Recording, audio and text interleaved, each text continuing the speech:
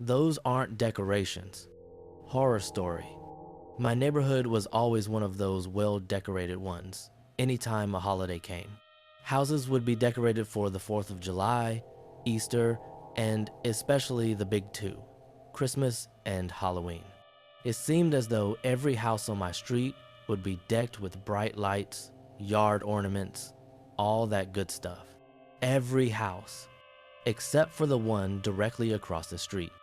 No matter how amazing the neighborhood looked, come Halloween, when all the real spectacular decorations came out, the house across from mine remained barren and dark. Between you and I believe the household was quiet, abusive. People around the neighborhood would check in with the family living there, try and find their reasoning, and every time it was the father who opened the door. I'd seen him myself a few times whilst going over with my mom and dad to deliver some goodwill. He always reeked of alcohol. His clothing was dingy, and it seemed as though he had a cigarette permanently welded between his middle and index finger. After a while, I think we all realized that this guy did not want our company, nor did he allow us to see his family. Who wouldn't get that impression after having the door slammed in your face so many times, right? He did have a daughter though, a sweet little girl with curly brown hair and a dissociated look in her eye, as well as a wife who seemed to have checked out entirely. We'd see them hanging out on the porch from time to time, both looking frail and cautious. Anytime anyone tried approaching though, the lady would scoop her little girl up and quickly retreat into her home. The people of my neighborhood pretty much gave the man what he wanted. We stopped checking in, stopped trying to get him to partake in something that he clearly did not want to partake in. That's how it went for a few years. They stayed secluded.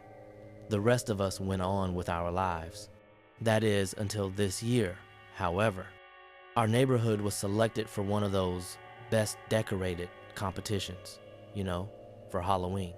We all needed to band together, show pride in our homes. By the last week of September, 90% of the neighborhood was decorated. Skeletons, graveyards, jack-o'-lanterns, and enough spooky ambience to give Stephen King nightmares. Seeing the houses so scarily cozy in our little neighborhood, my dumb kid brain spawned an idea. I knew that my neighbor across the street had to work. I'd hear his truck start up and peel out of the neighborhood every morning at around 7 o'clock.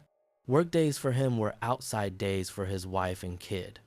I figured I'd wait for him to leave and watch the house, waiting for the mom and daughter. For the first few days, they didn't come outside at all, nearly breaking my attention span. However, by day 4, they finally came out to the porch. The mom let her daughter play just off the steps while she smoked a cigarette on their front porch swing. I threw on my shoes, hyped myself up, and confidently walked across the street. The woman noticed me and immediately asked her cigarette before calling for her daughter. I called out for her to wait and she hesitated. She glanced around nervously before running her fingers through her hair as though she were stressed. She told me to make it quick and my foot was in the door. "Ma'am, I truly hate to bother you, but we're having a competition this year and..." The woman stopped me. "We are not interested." "Okay, well, if that changes, we could really use you guys. Have a good day, ma'am." She seemed to display a slight look of pity as she stuck her hand out for her daughter and shut the door behind her. I began to walk away, and about halfway down the driveway, I heard the door open from behind me. "I'll talk to him. I'll see what I can do," she called out, gently, before shutting the door once more. This put a bit of a pep in my step, and I began walking again, much more chipper this time. I made it home and explained the situation to my mom, to which she rolled her eyes and told me, "Yeah, right, we'll see about that." I didn't let her words affect me. This was the most progress I think had ever been made with this family, and I was going to take the hope I could get. I ate dinner and went to bed that night feeling proud. Even if nothing came of it, I still got the lady to say, maybe, and that was enough for me. Late that night, The sound of a thunderstorm woke me from my sleep. I jumped out of bed, concerned with the storm, and glanced out my window. I jumped out of bed, concerned with the storm, and glanced out my window. Across the street, through the blinds, I could see the silhouette of two people. They seemed to be arguing, with exaggerates, hand gestures, as both of them paced back and forth. Suddenly, one of the silhouettes seemed to strike the other, and they fell clumsily to the floor.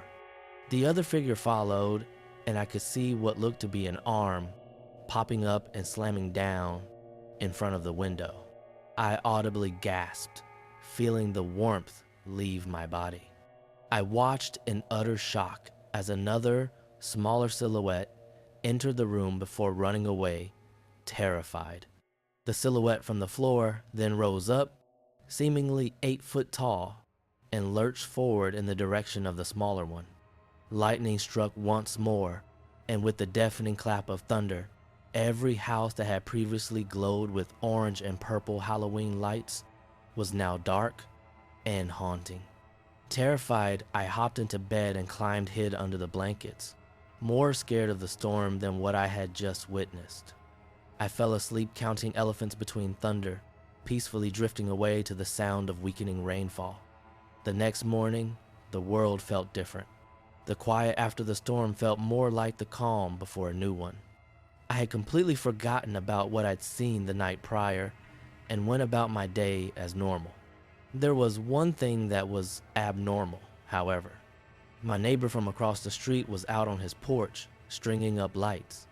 I stepped out on my own porch and stared at him with utter confusion. "Howdy, neighbor," he called out with a wave. I returned the gesture, to which he smiled and retreated back into his house. I could not believe it. I rushed to tell my mom what I'd seen, pretty much dragging her to the front porch to show her that I'd helped.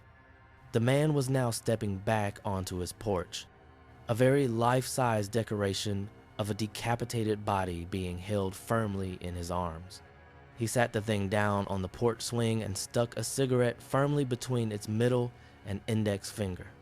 He then went back into the house, returning moments later with a new decoration. This one was much, much smaller. Curly brown hair, stained with a dark, sticky red liquid. The eyes had been removed, and the face was mangled to the point of non-recognition. The man then stood, proudly, on the top step of his front porch, throwing his hands above his head in a celebratory manner. "Happy Halloween, neighbors. I hope this is exactly what you wanted." The man then pulled a bottle of liquor from his inner jacket pocket, throwing it backwards and downing half the bottle in a single gulp. Then, right there in front of our very eyes, he pulled a revolver from his pocket, stuck it in his mouth, and pulled the trigger. I can still see it in my head. I can still feel my ears ringing from the sound of the shot. My mother screamed and shoved me hard back inside the house before slamming the door and scrambling to call the police. The new lights in my neighborhood were now red and blue. The judges that we wanted were instead uniformed police officers, questioning my neighbors.